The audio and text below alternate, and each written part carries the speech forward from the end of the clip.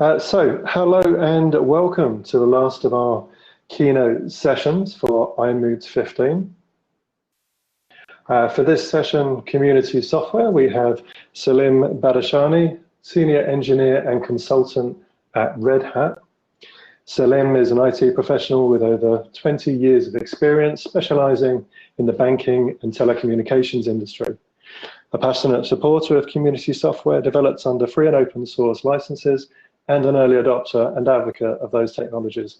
Thank you all for your time today, and please could everyone join me in chat to welcome our keynote speaker, Salim Badakhchani. Thank you, Salim. Thanks, Vinny, and just to reiterate how great it is that we've got an international crowd, because I think as I go on to explain a little bit more about community software, you'll see the relevance of it is much more relevant to an international community than the ones that we, have previously been dealing with in the open source. So let's just jump in really quickly. A little bit more just about myself, as Vinny mentioned. I've been working at Red Hat, and just to put it out here, these opinions are my own and not necessarily shared by my company. But I think you'll see there's quite a lot of alignment going forward. But so I wanted to just give you guys an introduction about what community software is and give you some historical context as to how it all came up. And because it's quite kind of an interesting story. And it begins when I moved over from Czech Republic to Sweden. And I was attending some talks. There's a networking meeting called Foo Cafe, where in Malmo, where like techies and business get together and they discuss ideas, and it's a very kind of eclectic mix of people. It's pretty cool. And I became aware that, which was a funny thing, that they were having some problems. Specifically, one company was having some problems making sales using open source, which came as a bit of a surprise to me. In the slide, you'll see there's a picture of a chap there called Robert Lind. He's the CEO of the company that I was talking to. I got introduced to him, and he put out an idea which I thought was really odd, and I wanted to explore it, which was he was having issues selling open source. Now, just to give you a kind of a background, for those of you who are not familiar with the free and open source landscape, the whole reasoning that open source kind of came about of the free software movement, and they were complaining that you can't sell free software. So there was a split, if you like, in that community, because for very similar reasons that Rob was just bringing up right now.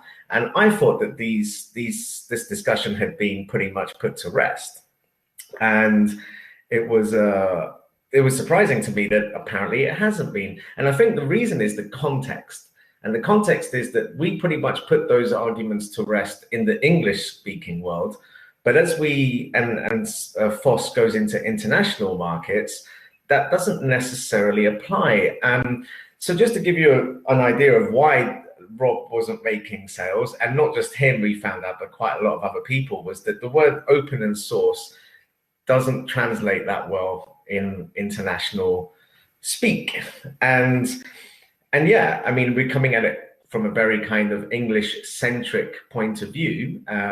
And I think as we go into international markets, we might want to have a conversation about how to go forward. So we decided to gauge the community at large, and by this I mean the Foss community. And there was no better place, I think, to have done that than on opensource.com. So we sent over Rob's initial blog post, and it had kind of an interesting review. And I urge you all to go on to. I've put some links at the top of the chat, and I would urge you all to go and have a look at those discussions, because they were quite heated. And obviously, people were very concerned about a third split and why are we doing this and what it meant.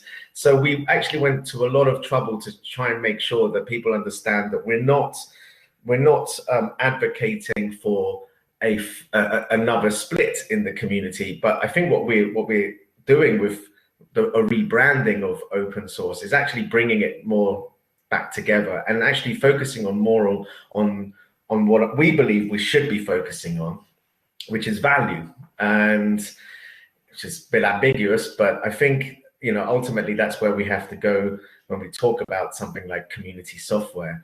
So I just wanted to give you a quick definition. A lot has moved on. I should actually mention that when we gauged opensource.com, it started a much bigger conversation, and we kind of felt we were onto something, because at that point we weren't married to the concept. You know, it wasn't something that we were going to you know, fight for our lives. We were just putting it out there to see if it was worth chasing this up, and we kind of felt like it was definitely worth having the conversation. And after we put it on opensource.com, Rob had an invitation to go to Romania, where he was going to do a talk, and he invited me along, and he said, hey, why don't we just take this proposition, if you like, out to Romania and put it to the people that we were talking to out there. And the talk was actually Typo Free, which is a content management solution, and they have a very vibrant community and a very well managed one as well. So, and it's international. So it kind of made sense for us to continue the conversation and take it over to Romania, where we kind of pitched the idea. And I think the result of that conversation was when we realized that this was certainly worth chasing, because not only did we won the competition for the best talk, which was completely surprising, but I think what was more overwhelming was this idea that people started to take our initial proposition, which was a value proposition, and gave us all kinds of really cool reasons as to why actually community software says a lot more than the previous, you know, free and open source software, because the things that they were talking about was inclusiveness and diversity, and these are concepts that hadn't really entered into our minds at all.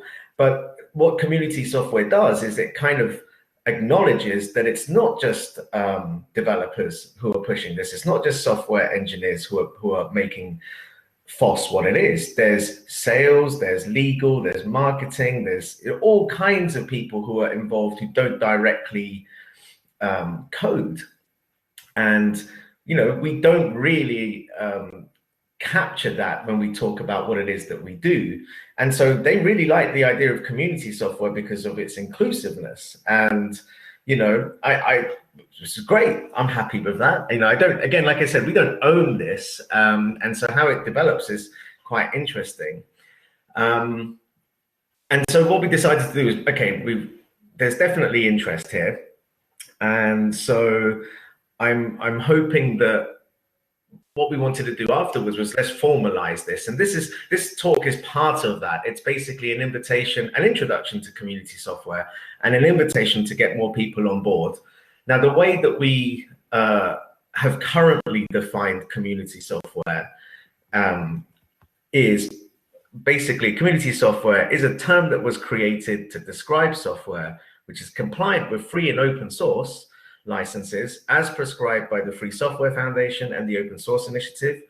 It's a term that we believe translates more consistently and describes what we do more accurately.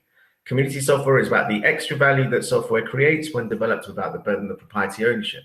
So I think what I'm trying to say there is that we're creating a message, an opt-in message for people who are having issues with the current terminology around what it is that we do, and we're inviting people to use it. If it doesn't bring you value, don't use it. Yeah. So it's really, and you know, we're not here to try and, as I said before, to try and split an already divided, you know, community. I think what we're doing here is just giving an option to people to come together around a term which we think is just more useful. Call a spade a spade. So I think that's the idea behind it. And there is, as I said, there's forums on Google Plus where I definitely would like your feedback. And going forward, what we've done, if I can give you a bit of context, is we're thinking of setting up, or pretty much set up a non-profit organization based around this to advocate what it is that we're doing. And what we're doing is kind of still a moving target. And so we're really looking for contribution and feedback to come in there and to inform the development of community software. And an interesting thing that's happened in the time, you'll notice that on that post, that it was dated on the 30th of October 2014, and in that time a lot has happened. I mean, we've managed to gauge many more people on it. Most of the feedback has been very constructive and positive. The people in Europe definitely get it, and I think once we take that conversation into the emerging markets, it'll be even more relevant. And just to stress, our cause is really about adoption. So one way to think about what's happening in the free software landscape is, we need to have a discussion about ethics, and the Free Software Foundation does a fantastic job of that. We need to have a discussion about the technology, and open source does a fantastic job of that.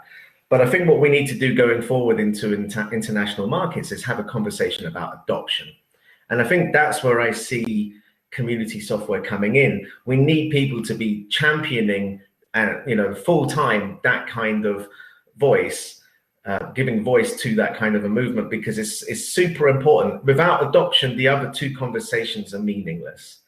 So, and I'm not saying that the other two Free Software Foundation, Open Source Initiative don't have those conversations. They certainly do. This is complementary to it. It's not competing with it. But I do think there is a requirement for formalization to that approach. And as it's developed, I'm not the only one. So as I said before, it's an invitation to get on board. It's not compulsory. No one's forcing anyone. There's no soapbox. I'm not going to stand up there and try and preach to you that we all have to go in this direction. It's not about that at all. If you think that there's value in it, let us know. One thing that's really interesting and that's happened is that we're getting feedback from people who are selling community software, and it's been a message that's been well received from non-technical guys. So we've got people who are giving us feedback, sales guys who are pitching this idea of free and open source software as community software to non-technical people, and the message seems to get through quicker, which is interesting. So I would be really interested in finding out if there are people out there who adopt this message to try and get some more feedback. We're going to be updating the website with some more case studies to show, it's either its effectiveness or its lack of effectiveness. Like I said, these are just ideas. No one's married to them. If they work, they work, and if they don't, they don't. So really, there's no real, drive to get everything on there. And so I guess giving you that kind of breakdown, the other part of the talk that I wanted to mention is the relevance of community software as software becomes a service and moves into the cloud. Because other things that occurred with having a conversation about community software and what that word means, what does community mean, it opened up much more interesting philosophical discussions, which I'll touch on here, but I don't want to dive too much into. But one of the things that came out is like, what does it mean? What does it mean to have community? Why are we chasing that as a word? And one of the things what I liked was when we were having these discussions, the kind of translation or the definition of community just came about to be quite a nicely vague description, which was just individuals getting together voluntarily to chase or acquire in their own shared interests, right? So it's voluntary association for shared interests, which is a really nice kind of definition for it. But we wanted something a bit more concrete. So we wanted to find out, okay, well, do we need to have a broader discussion about how do we know if our community is healthy? How do we know if it's doing, if it's going in the right direction? And like I said, I don't want to jump into too much of that, but it was a really interesting philosophical discussion that touched on things like fostering curiosity and creativity at an individual level, in order for those individuals to collaborate and contribute back to the community that they're a part of. So I thought that was kind of nice when we're getting a much more substantial definition of what that community is. And why is that relevant to when software disappears and goes into the cloud? We will have less and less control over the actual way that software is delivered to us. And that's of a concern, especially in recent, in light of recent government surveillance and everything else, but it's kind of inevitable. And I think if you're serious about holding people to account and making sure that this software, which is affecting us when it goes into the cloud, it has some kind of transparency and accountability, I think we're going to have to hold each other more to account. And that means we have to hold our communities to account. And that's a much bigger and broader discussion, but it's one that we have to have because we're getting less and less control. Licensing goes somewhere, the law goes somewhere to protect us, but really that policing has to occur with us individually and with the communities that we create. And we have to kind of vote whether or not, I don't know how that voting would work. Maybe it's financially, maybe it's withdrawing our support from those kinds of communities which don't, or which upset our values. And so that's a much broader discussion, I think, that gets opened up, and one that I definitely hope that you guys will jump in and tell me what you think. But just to bring it back to community software in general, as I said before, just to round it up, it's a marketing message. That's all it is. It's a rebranding. It's no more than that. Think of it as Web 2.0. Some people found that useful. It invigorated the community to come back and to do some more work. Some people were more cynical and they just thought, "Ooh, this is a rebranding. It doesn't have any value for me." Fair enough, that's all good. But I'm hoping that in using the term community software, we're using a much less ambiguous term. We're using a term which is much more broad in the sense that it acknowledges the diversity that's involved in creating and delivering and supporting software. And also, I think it's the inclusiveness and diversity message is a really important one. It is male dominated and all the rest of it. So we need diversity. We don't want groupthink. It's not good for anyone. So we should be finding ways of encouraging, getting people on board from different backgrounds, different genders, whatever. We need that diversity. It's very important to keep the community healthy. So that's a really nice aspect of community software. But ultimately, it's about adoption and value. So, and I hope that it's around that message that we can bring the kind of Foss landscape back together. It is important to talk about ethics, right? And it is important to talk about technology. I don't want to demean that, but I think if you have these discussions there without the context of community, it doesn't mean anything. One of the really interesting things that happened when we were talking about community software was the word compassion got brought up. That's the philosophical side of it. If you're engaging in these kinds of activities and there is no compassion in what you do, you can end up in a very dark place, right? And there's plenty of examples where technology has been developed without a thought to compassion, and it's been a horrible place. So we need to have that discussion. Doing it in the context of our community is a great place to start. So that being said, I've been talking already for almost 23 minutes. And yeah, I'd like to, if you have any questions, please feel free to chime in. And like I said, there's plenty of resources online, which we encourage you to get on board and let us know what you think. So at this point, if you want to grab the mic, if you have a question, or if you want to type it into the chat, let me know. And if you don't, I can continue and explain a little bit more about what we do.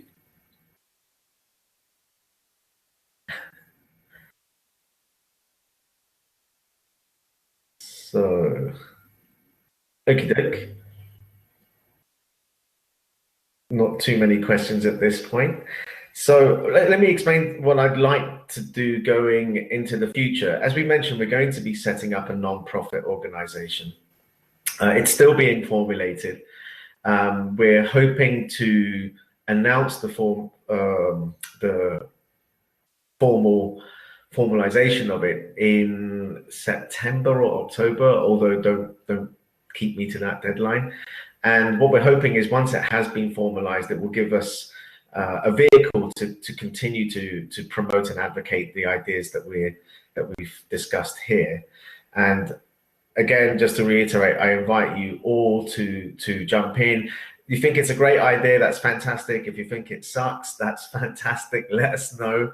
I think part of this whole exercise is to try and get people involved. And we have in September where we hope to formalize it, and we'll be doing a launch, and that will happen in Sweden.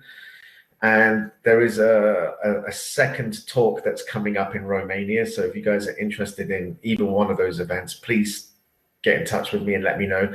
Great diversity of people. There's technical as well as business influence. We see community software as very much as a business-driven effort. You know, it's like one way that it was described was if free software is about the ethics and open source is about the technology, then community software is really about the business. It's the business of Foss, and adoption is the goal, and the value is what we emphasize. So I think it's a pretty cool message personally, but then I would say that. So again, if it's not, let me know, and let me know why. There's a great discussion, I think, on opensource.com where people have, highlighted some problems, or we had, for example, we had a lot of people who were worried about a split, another split in the community. As I said, I don't want that to happen. Other people were talking about whether or not it's just a case of educating people. And I would agree that whatever concept that you have requires education. I mean, but I think you can make life easier for yourself by using less ambiguous terms. I think that was apparent when we saw the split from Free Software Foundation and the Open Source Initiative. It was largely about terminology, right? I mean, what used to be said about free software was you can't sell stuff that's free. Okay, so and that ended up with a big split. And I think we've got to be careful about these things because, we have more in common than by a long shot that we have that's different. And I think we need to emphasize that, especially going forward in a world where I think proprietary software right now, or proprietary ownership of software is kind of, it's fun to be able to say, like, after 20 years of kind of being involved in this, that it's not relevant. I think that's really interesting because we were laughed at for a long time for trying to, get Foss adoption going. And I think it just shows that the principles of developing and distributing software in a free or open way has come to fruition, and I don't think anyone can really argue against that. So, especially in the Moodle community being another example of where that's actually happening. So, that being said, I think it's coming up to half an hour. So I think I'll probably just round up and not take any more of your time. But please do jump in. I can see there are people talking about Moodle. Community, okay, so community driven, that's a really, as I said before, the ideas that I'm putting are my own and other people's that I've spoken to. They're not necessarily Red Hat. Red Hat does have a marketing thing, which I'll jump in there and do my bit for Red Hat. They call it community driven software. So yeah, I love the fact that you're putting that in. I dropped the driven part out of it because I wanted something that was going to be really concise. I didn't do it. We had a discussion about it and we decided to drop that off. But yeah, Joshua, you hit the nail on the head with community driven. And that's actually the message for Red Hat going forward. We actually, this is kind of interesting. We actually put a poll on opensource.com, and I think we just beat, we asked people which one of these three terms translates or describes what you do in the most concise way. And we came out on top of that poll, probably because we got a bunch of people to get on there and vote for us. But the nice thing was that there was the next one was open source and the next one was free software. As I said, going forward, I'd like to just bring Foss. If we're talking about Foss, what is Foss? Some people call it floss. I floss my teeth. No, I don't. So, what I'm saying is that if we talk about Foss, we might as well just talk about community software, right? Because it makes more sense. The word community, also we had a poll. I just wanted to see how well that translates. And obviously in European countries, it's just no problem. I mean, for whatever bad legacy communism left. No, but yeah, the word community is actually very, very, very easily translated and understood. But more interestingly, when you go outside of Indo-European languages and you go into, like if you go into China and these kinds of places, it also translates very well and consistently in those markets. And I think that's really important. I haven't done any in-depth marketing, so about like how it's perceived. And we did get a few people talking about community software. Isn't that like a nod to communism? Really? The funny thing was everyone said that it could be confused with that, but no one actually gave us a solid example. So no one could actually point a finger at someone and say, this person thinks it's like that. So again, when we put it out there, when we asked people, most people clicked. Most people kind of understood that underlying thing of either belonging to a community or communities and seeing the value there. So I still like it from that point. The poll, unfortunately, is not live anymore. Otherwise, I would have encouraged you all to go over there and vote for it. But like going forward, I think there's plenty of opportunities to get involved. And like I said, it's a moving target. We invite you to get in on the conversation. Tell us what you think. I'm really interested if you do go ahead, as I said before, if you do go ahead and use it, I'm really interested in finding out about it. So please work with us. We're refining it as we go, and we are engaging actually with some very talented marketing people. And we've talked to them and they've said, yeah, it's pretty good. We like the whole concept. So we're working it out. And like I said, it's all about adoption and making it easy for people to understand what it is that we do. And because, at the end of the day, I think we're all in this Foss community, Moodlers, of course. And I think we all see that value, and it's important that we get it out there. So I've spoken enough for one day. And I guess I'll be handing it over to Vinny to round it off, if you're there, Vinny. Hi, Salim. Hi. Let me just mute your microphone for a sec because there's some feedback. And thank you very much. There's lots of things going around my head at the moment. I'm sure there's going to be a discussion afterwards. Is it time to rebrand Foss? I don't know. It's good to have the conversations and get people thinking about, especially.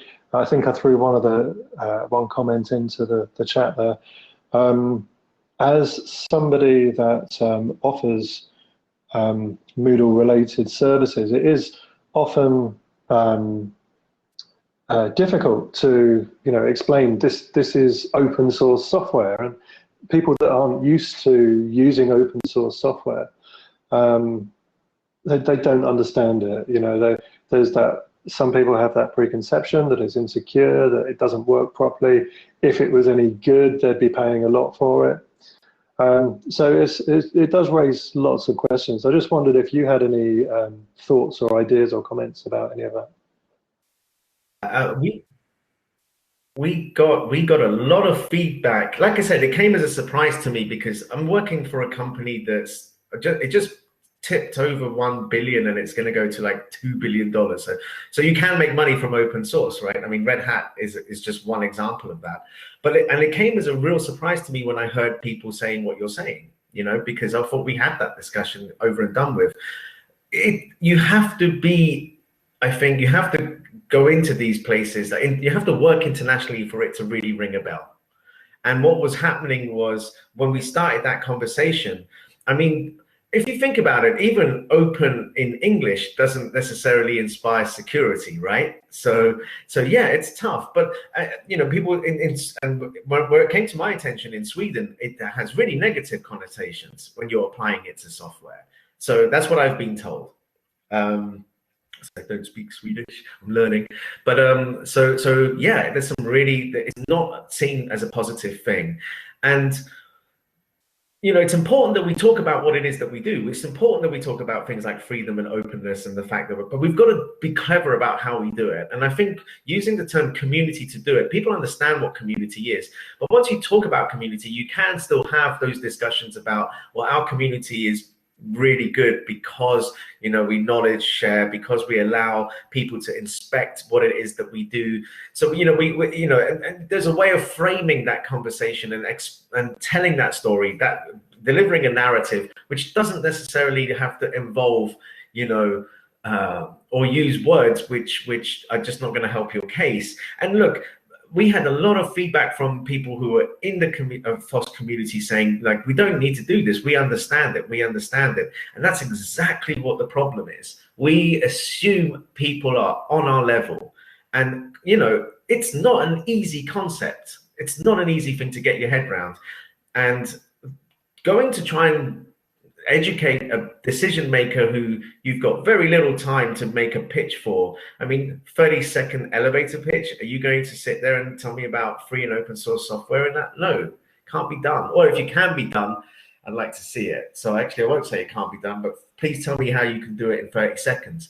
And I think we've managed to kind of get that message in 30 seconds for community software. Again, it's not perfect, and I'm sure people will pick holes in it, and I encourage them to, because if we're going to make a robust message, and it needs to be, then we need to be able to have, you know, concise arguments for the case, not based on wishy-washy, you know, feelings that might be ambiguous or words that might be ambiguous. We need to be very concise, because that's the world we're living in. It's becoming super competitive. It is international. And I think one of the posts that I did earlier was, we are all international now. I mean, you can't escape it. And to go in there with this kind of English centric way, I think, you know, the English language is wonderful. There are ways of being able to use it so that it's not ambiguous. Let's do that. You know, we've got the technology and we've got the language. So let's just try and find a way that we can make this message a little bit more easier to consume. And also, like, one of the things that my personal thing for doing this is, I started off and I still do firmly believe in the principles of the Free Software Foundation. You know, I think they're sound principles.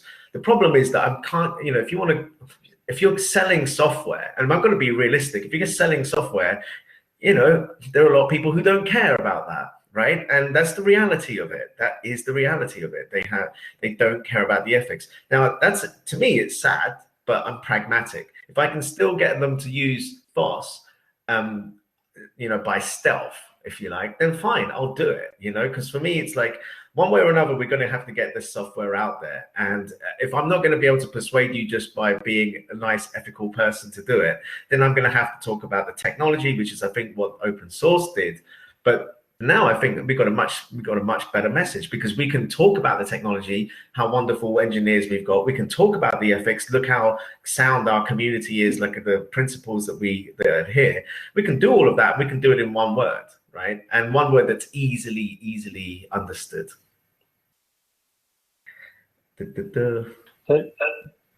Sorry, I'm going to mute you again, Salim, because of the feedback.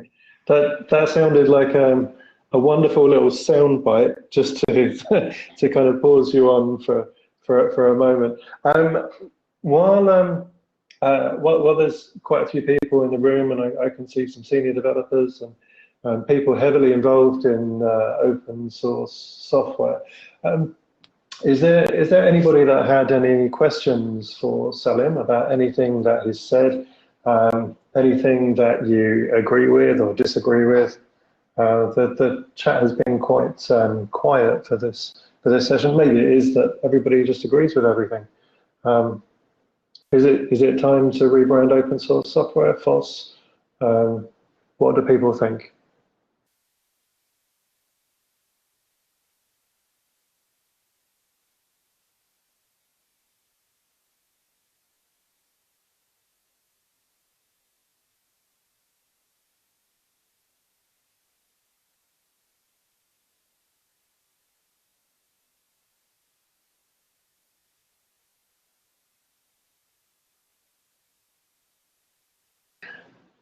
Okay.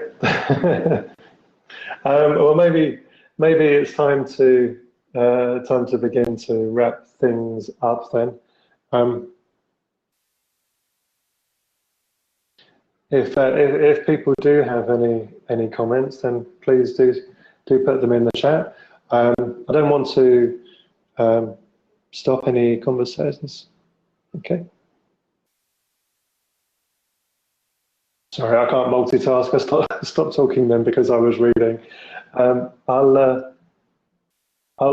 mute myself again, and I'll let Salim take the mic back if there's anything that he wants to comment on or reply to. There's a couple of comments in the chat, and then I'll round things off in a couple of minutes then.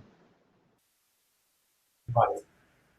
Yes, and Richard, you're absolutely right. For those already in it, like I said, and actually, if you follow the conversations that occurred, the comments, there were plenty of people on opensource.com who just felt it wasn't something that was important in their daily life, and so it very much is an opt-in. You know, I was very concerned that we're not going out telling everyone to change the way you talk about this. If it works for you, do it. We're giving them an alternative message that they can use. The concern about the Civil War, oh yes, it was ugly, and it was, in my opinion, unnecessary. Didn't need to happen. It has happened, so you can't go back into time. One thing that I think was necessary with the open source split is vindicated. Okay, so for whatever, as a supporter of and up to a paid up member up until a few years back of the Free Software Foundation, it wasn't nice. But it did happen. And looking back at it now, I can't really argue with what it's achieved. Okay, now could it still have achieved what it did as part of the Free Software Foundation? I don't know. Maybe not. I know I'm working for a company right now that's, the open source way is what they've done. So I agree, the split is not nice, and I don't want another split. What I want to do is to focus on the value, and I think that's where it comes. So if your values are about ethics and principles, do it. If your values are about technology and business, do it.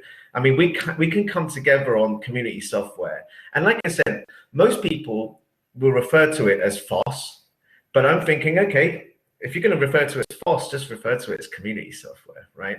So that's I think where I am with that, because it just says more Foss, Anyways, I appreciate the comments, and I definitely encourage you to go and have a look on opensource.com. Okay, so thank you very much, Salim, for presenting at iMoot 15, and thank you everybody for the comments and the conversation. If you do want to carry on the conversation, that's fantastic. Either on in the chat here or on the forums that go along with this presentation. on the iMoot site, or use the links that Salim puts right at the very top of the chat to opensource.com and the Google Plus community group. So I won't shut down any conversation, but this will be the last time I speak, and just to formally thank you again, Salim, for your time, and thank you everybody else for participating today. Thanks everyone, and really appreciate the feedback and everything that you've. If you can continue and spread the word and get involved, that'll be great. And hopefully I'll be working. I mean, I'm in contact with Vinny, so he's like my in to the Moodle community, and we tweet at each other and whatnot. So as this develops, I hope that he'll be able to spread the message over to you guys. And yeah, like I said, feel free to jump in. No soapboxes here. No, just get involved. Free and voluntary association is what we're all about. Thank you very much.